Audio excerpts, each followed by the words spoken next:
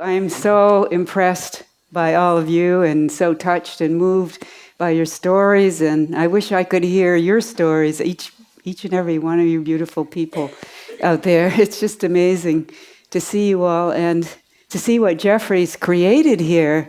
This is peace and love. I mean, this is what we need in the world. It's mental health, but it's also how we're going to transform the whole world. We have a world that's torn apart by hate and fear and conflict, wars, sectarian violence, and love is the answer. And love is healing, and love is the way we change social consciousness, one person at a time. And you guys are doing it. And I'm just really so impressed and honored to be here. So thank you for that. And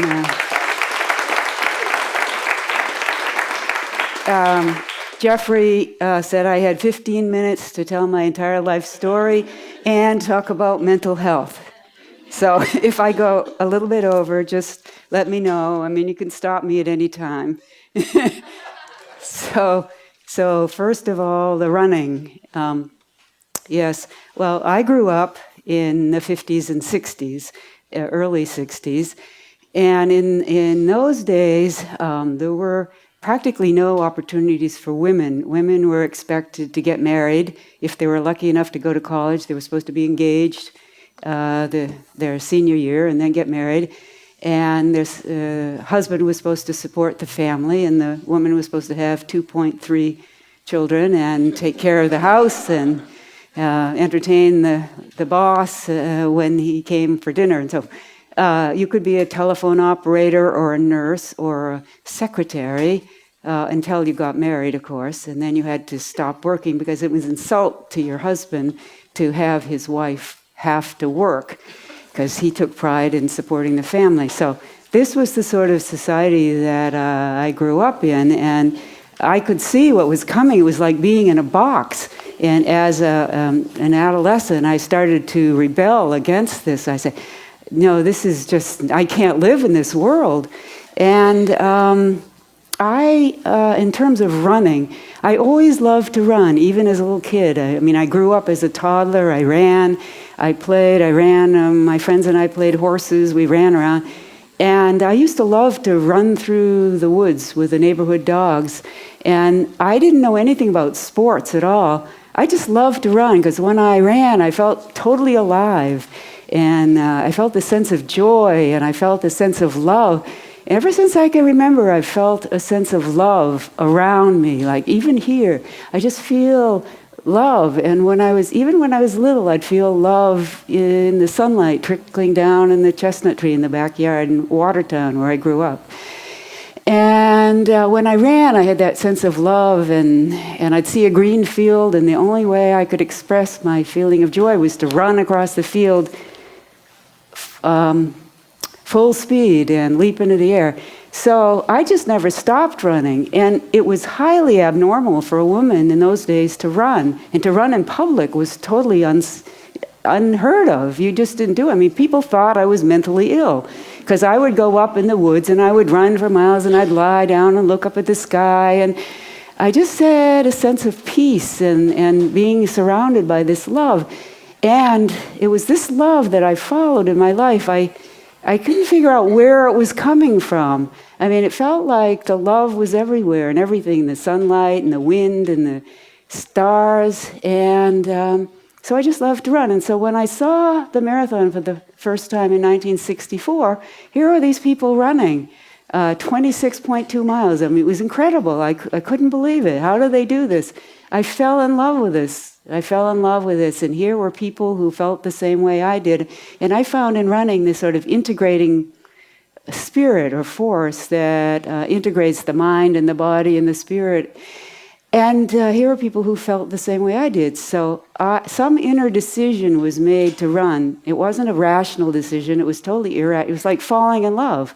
It just had happened. And the amazing thing when I think back is how I followed that inner directive, that inner sense of love. That's what I've always followed, even though it was taking me against all the social norms of the day.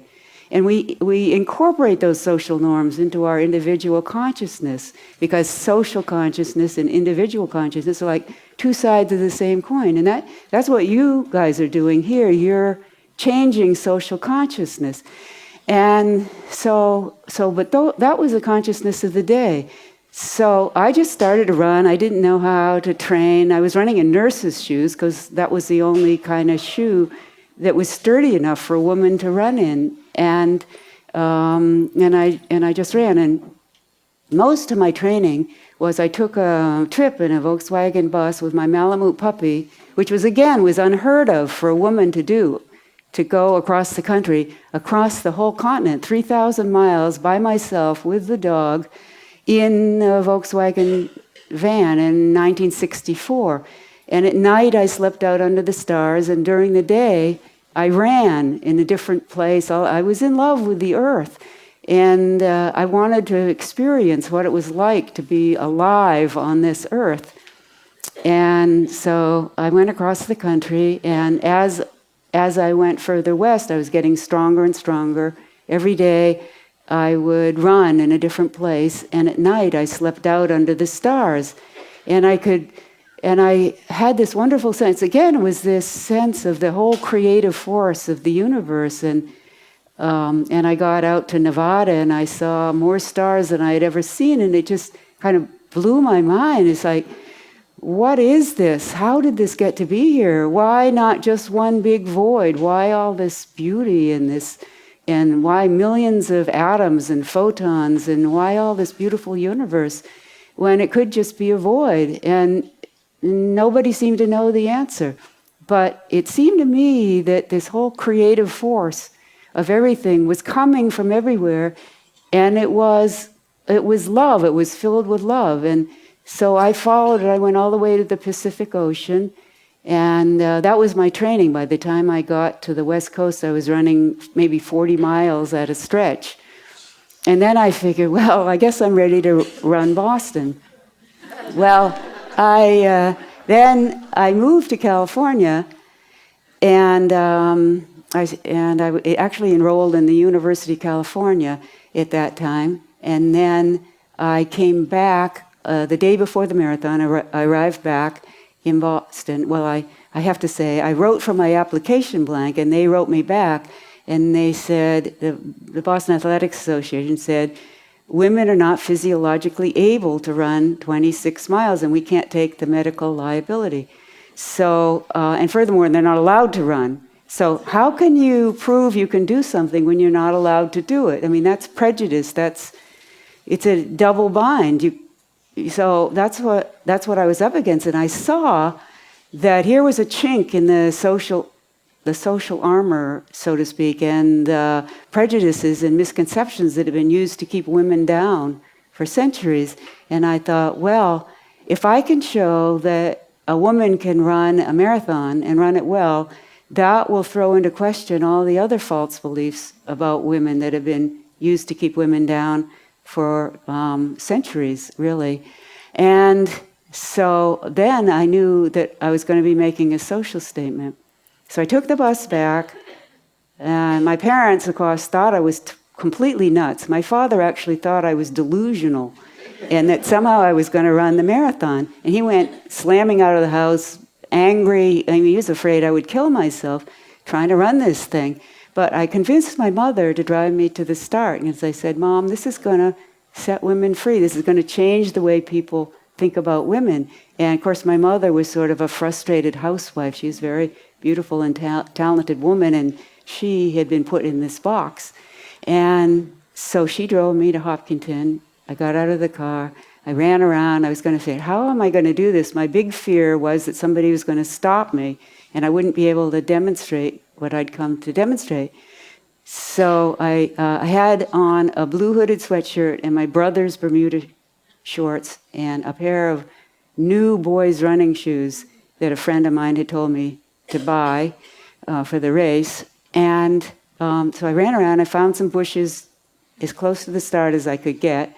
I hid in the bushes, and I didn't know if I was going to be arrested. I didn't know if the crowds were going to be hostile, because when you do something really far out of the social, what's accepted socially, people can be hostile. And I didn't know if the other runners, they could easily shoulder me off the course. I didn't know what I was getting into, and I was alone and unprotected. But I waited, and the starting gun fired. I waited till about half the pack went, and I jumped in. And very quickly, the men around me realized I was a woman. And I smiled and laughed, and to my great relief and gratitude, the men were friendly. And that's, you see, I wanted to end this stupid war between the sexes, and I wanted all of life to be available for whether you're a man or a woman. You're a unique individual, and you can follow what you love and follow your path and manifest your gifts and develop your skills, no matter what they are, as an individual. You didn't have to be in these little boxes with stereotypical gender roles. And so the men, and I figured if you're a woman and you do something that men respect, they will respect you. And so these men were my friends, my brothers, and we ran all the way to Boston together. And people knew I was coming, they were cheering. We got to Boston, I finished ahead of 2/3 of the pack, and it was front page headlines that a woman had done the impossible and run the Boston Marathon.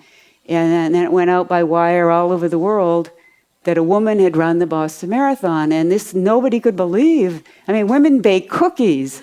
They don't run marathons. And so it just exploded, this whole myth. And it was like a pivotal point in changing the consciousness about women. Women themselves didn't even know they could do this. 2 months later, the National Organization for Women was founded. It galvanized women and changed the way people thought. And then I came back and I ran it the next year because there were still some people who couldn't believe it. And the next year, and there were a growing number of women that ran it. And that was my marathon thing. That was a little bit of social consciousness that changed. I mean, that was one person changes their consciousness, and then another person sees that and they change their consciousness. And then it snowballs. That's what you're doing here. One person at a time, you can change social consciousness, and then pretty soon the whole social consciousness changes. And that's the way societies evolve. That's how we evolve. And we need to evolve socially. We need to evolve as individuals. So that was just a little tiny piece of it, but it happens very slowly in fits and starts and bits and pieces here and there. And so that was that. And then I guess Jeffrey wanted me to go on because he wanted to make that link with, right now I'm in neuroscience. I'm doing research on neurodegenerative diseases, and he wanted me to make this link. How am I doing on time? Oh gosh. Well, okay, I'll try to make this very fast. This may not be fast, but then I graduated from the University of California in 1969, philosophy major, mathematics minor, and I had done my pre-med requirements because I thought, well, I love biology, I want to go to medical school. So I went for my first interview. They told me I was too pretty to go to medical school. I would upset the boys in the lab. And they had to save the places for men who were actually going to practice medicine. Obviously, I was just going to get married and have kids. So I was crushed. I mean, I didn't know what to do quite.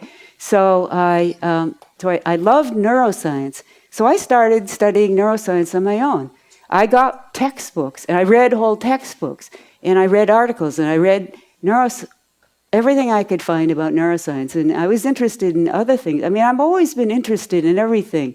Not just to know things. I want to understand things. Why are there atoms? Why are there molecules? What is life? what it is about a living system that makes it alive. I mean, I thought about this stuff as a kid and as I grew up. So I wanted to figure out what is the brain, what is the mind, how does this thing work? So I studied on my own. Then I got a job working at MIT with Jerry Letvin, who was a world-famous neuroscientist. And at night, I was going to law school because I figured, by then it was the early 70s, 1972, and things had started to open up. And I said, I have to have a way to support myself and my family. I was married at the time, and I say, and I want to support the family, and if something happens, I need to support myself. So I did law. I was doing law school at night and working at MIT in neuroscience during the day. And so that was great. I worked with Jerry Letvin for probably over a decade studying neuroscience, which I love. Then I practiced law for 18 years. Then a friend of mine in 2000, one of my best friends came down with ALS, Lou Gehrig's disease. And I ran the Boston Marathon to help raise money for that research. And we raised over $100,000 for the lab. And afterwards, I went to talk with Dr. Brown, who was the head of the lab. And he told me about this weird disease where proteins fold, and sometimes it's heritable, and sometimes it's sporadic. And I became interested in it. And I thought, I just want to save my friend. So I started reading articles. I read every article in every journal I could find on ALS. I read whole textbooks.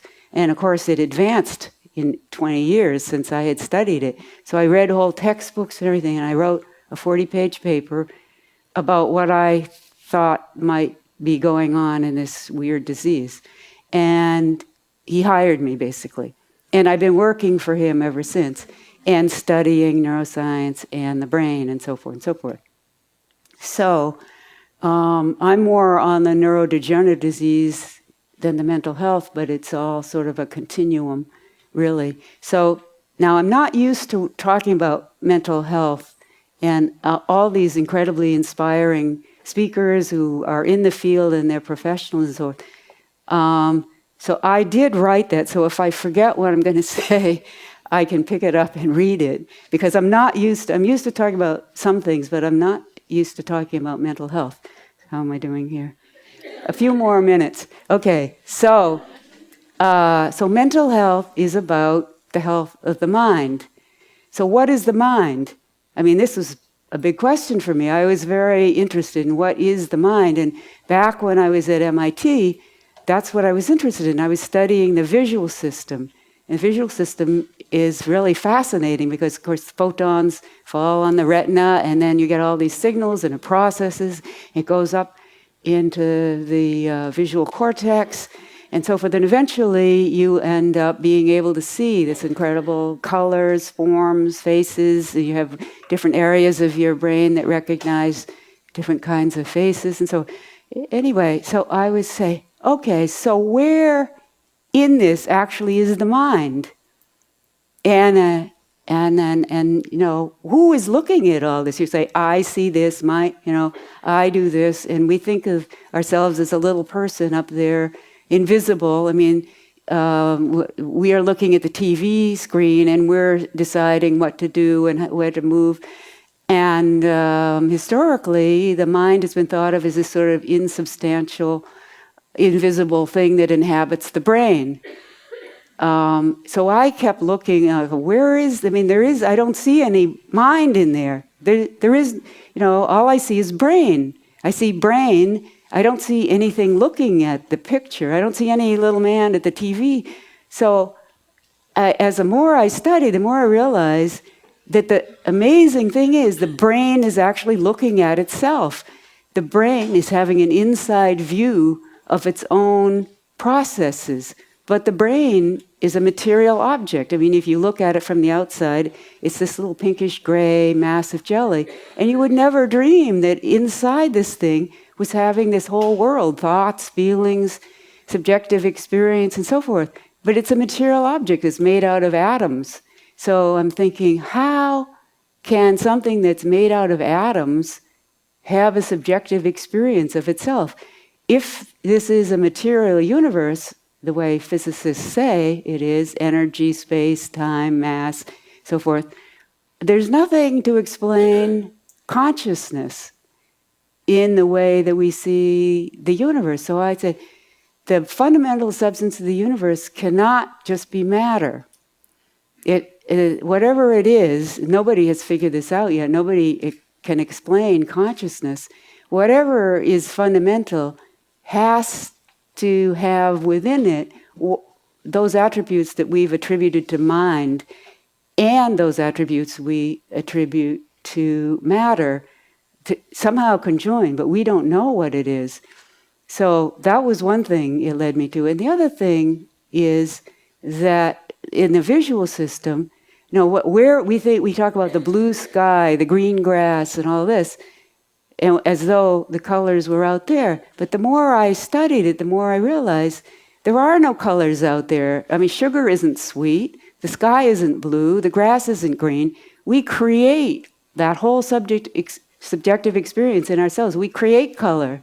We don't know what's out there independent of what we create through the operation of our brain on all the stimulus that's impinging on our sensory apparatus, and then the processing that we do in our brain. And this is remarkable. We create this whole thing through our interactions. We never know what it is objectively. So we have this inside view, and then we have the outside view. And so that all, I mean, this really amazed me. And the other thing is, since there is no little invisible man in there, and there's no invisible substance in there, we're talking about, when we talk about mental health, we're talking about the health of the brain.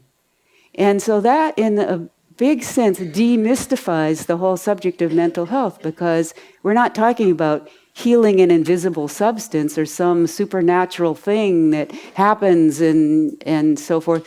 We're talking about healing an organ of the body that's as real and physical as healing a liver or a heart or anything else. So that completely demystifies the whole subject. And the huge progress has been made on, as we've heard, on healing diseases of the brain.